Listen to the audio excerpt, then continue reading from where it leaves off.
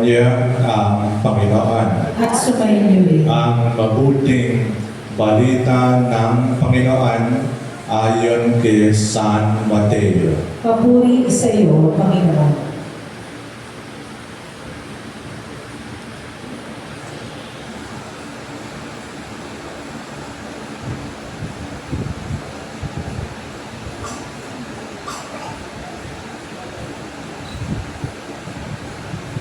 Noong panahong iyon, sinabi ni Jesus sa kanyang mga alagad, "Sinasabi ko sa inyo, kung pagsunod ninyo sa kalooban ng Diyos ay tulad lamang ng pagsunod ng mga eskriba at mga Pariseo, hindi kayo makapapasok sa kaharian ng Diyos. Narinig ninyo noong unay iniutos sa mga tao, huwag kang papatay. Ang sino mang makamatay, mananagot sa hukuman. Ngunit ngayon sinasabi ko sa inyo, ang makuot sa kanyang kapatid, mananagot sa hukuman. Narinig ninyo noong unay inuutos sa mga tao, huwag kang makiapid. Ngunit ngayon sinasabi ko sa inyo, ang sino mang tumingin ng may mahalay na pagnanasa sa isang babae, sa isip niya ay nakiapit na siya sa babaeng iyan. Narinig po ninyo na nung unay iniutos sa mga tao, huwag kang sisira sa iyong pinunumpaang pangako, bagkus ay tubdin mo ang iyong sinumpaan sa Panginoon. Ngunit ngayon sinasabi ko sa inyo, huwag na kayong sumumpa kung nangangako kayo. Sabihin mo na lang na oo kung oo at hindi kung hindi. Sabagat buhat na sama-sama ang anumang sumpang idaragdag dito. Ang mabuting balita ng Panginoon. Pinupuri ka namin, Panginoon Kristo. Yung unang-unang tinalakay ni Jesus tungkol sa mga Pariseo ay yung galit. Galit. Yung buot. Kayo ba nagagalit kayo? Galit ka sa katabi mo. Tingnan mo yung katabi mo. Galit ka dyan. Sabihin mo sa kanya, galit ako sa iyo. Kaibigan mo yung katabi mo. Kaibigan mo. Kilala mo. Hindi mo alam, pinapatay ka na niyan. Yan, hindi mo alam. Hindi mo alam, galit sa iyo yan. Ako kaibigan niyo. Kaibigan ba ninyo ako? Inangaling. Minsan po talaga, yung galit pinatatagal natin. Pag nagalit po tayo, isang araw lang. Sabi ni St. Paul yan, isang araw, pag pinalampas mo, katulad na sinabi ni Jesus, hukuman yan. Bakit hukuman? Sa atin ganun yun di ba? Barangay yan. Tapos case to file yan sa hukuman. Dadalhin mo sa hukuman pag matagal na ang away ninyo. Wala pong taong hindi nagagalit. Sino po hindi nagagalit? Taas ang kamay. Hello? Tao ka. Sabi mo sa katabi mo, tao ka. Nagagalit ka. Oo, totoo yan. Father, tao ka. Sabi mo kay Father, Father, tao ka. Father, tao ka. Nagagalit ka. Nagagalit ka. Totoo po yan. Di ba? Totoo po yan. Pag tingin yung pare, hindi nagagalit, nagkakamali ka. Mukha ba akong tao? Hello? Mukha akong tao. Alam ka namang hayop, di ba? Di ba? Tao lang. nagkakamali, nagagalit. No? So yun ang unang payo ni Jesus. Huwag ka magalit. O kung magalit ka man, sandali lang. Sandali lang. Sandali lang galit. Huwag patatagalin. Ikalawa, brothers and sisters dito, may kilala po ako. Father, pwede ba ho 3 ang puso? Tatanungin ko kayo, pwede ba 3 puso? Pwede ba? Anong ibig mo sabihin sa 3 puso? Father, may asawa ko sa Luzon, may asawa ko sa Visayas, at may asawa ko sa Mindanao, Luzon, Visayas, at Mindanao. Panay-panganay anak ko sa mga yon. Sino totoo mong asawa? Yung sa Luzon, yung 2, kabit. Oh, brothers and sisters, pakikiapit po yun. Pakikiapit. Dito, binago na ni Jesus ang pakikiapit. Hindi lang yung example ko na yun. Babasahin ko po sa inyo ang sinabi niya. Sino mang tumingin ng may halay, mahalay na pagnanasa sa isang babae, sa isip niya, nakiapit na siya sa babaeng yon. Tingin lang. Ha? Sabi ko, ang daya naman ito, lalaki lang ba masamang tumingin at mahalay? Kayo mga babae, di ba kayo masamang tumingin at mahalay? Hello? Hi! Di ba? Uy, wapo yan si Pati. Wala pang asawa, pwede. Brothers and sisters, di ba? Meron pong tukso. At isa sa mga tukso ay, alam mo niyan, alam niya ibig ko sabihin, di ba? Ang isang tukso ay tukso ng laman. Tukso ng laman. Alam niyo yung ibig sabihin? Sa laman. Meron ako kausap, sabi ko sa kanya, ikaw talaga, ibang klase ka. Lagyan ng damit yung poste, papatulan mo.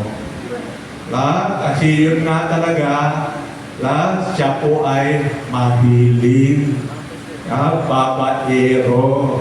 Brothers and sisters. Meron din pong lalakero. Alam nyo, babaero lang. Lalakero pa. Brothers and sisters. So, si Jesus sinasabi niya, huwag kang magalit. Ikalawa, huwag kang makiapid. May nagsabi sa akin, pag Feb 13 daw, kapit yun. Date doon kapit, tsaka Feb 15. Ang Feb 14, ano yun? Araw ng orig. Yung orig, di ba? Yan, kaya ngayong araw na ito, yung iba na hindi na ang orig dinidate, marami pong nagkakasala ngayon. Pumunta kayo sa Anito at Victoria. Walang yata, di ba? Naturo. Brothers and sisters, marami pong nagkakasala ngayong araw na to. Ikatlo, brothers and sisters, pag yes, yes po yan. Pag no, no po yan. Ang ibig sabihin ni Jesus doon? Ang ibig sabihin doon, huwag kang magsinungaling. Sabi mo sa katabi mo, huwag kang sinungaling. Lakasan mo. Huwag kang sinungaling. Huwag mo narinig na po ninyo. Natuklasan ko po, base sa pag-aaral, ang average ng tao sa buong mundo na magsinungaling ay 1 beses hanggang 2 beses ang araw. Hulaan po ninyo sino mas sinungaling, lalaki o babae? Lalaki o babae? Lalaki. Naman, mga sinungaling itong mga nasa harap namin. Then, ito po yung average 1 or 2 a day. Kaya na tayo sinungaling. Adi ako. Yung pinakasukdulan daw, yung lalaki, 6 na beses magsinungaling sa isang araw. Ang babae, 4 na beses. Kaya sabihin mo sa katabi mo, sinungaling ka. Sabihin mo kay partner, sinungaling ka. Example. Gwapo ba ako? Hello? Gwapo ba ako? Sinungaling. Di ba? Pag may lumapit sa'yo, Sister, ang ganda-ganda ko. Ano sasabihin mo? Wala akong pera. May pa nauutang sa'yo, kaya ka pinupuri. Di ba? Totoo ko yan, di ba? Lahat gagawin natin. Para, alam niyan, makamta natin yung pansarili hindi naman atin. Tinan po ninyo, example, congressman o contractor. Di ba? Meron ba nagsabi ng katotohanan? Hello? Ikaw, flood control. Meron ba nagsabi ng katotohanan? Lahat tumanggi. Di ba? Sorry na lang Pero kayo na mahala dito, brothers and sisters. So, ito po, mahalaga po ito, brothers and sisters. Kung galit ka, sandali lang. Kung magmamahal ka, wag dalawa. Isa lang. Amen. Amen. Hello. Hi. Amen. Amen. Isa lang. Di ba? Ikatlo, magsabi ka ng katotohanan. Magsabi ka ng katotohanan. Huwag ka magsinungaling. Iwasan po natin na magsinungaling. Ending, brothers and sisters. Merong isang pumunta sa akin, Father, pwede bang magkumpisal? Opo, halika. So, lumuhod siya. Umupo ako. Ang ala na ang maanak. At muling kumpisal ko, 2 taon nakaraan. Ito ang aking mga kasalanan. Father, wala po akong kasalanan.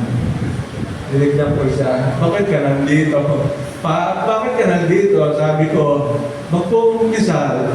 Anong kinukumpisal mo? Wala akong kasalanan, Father.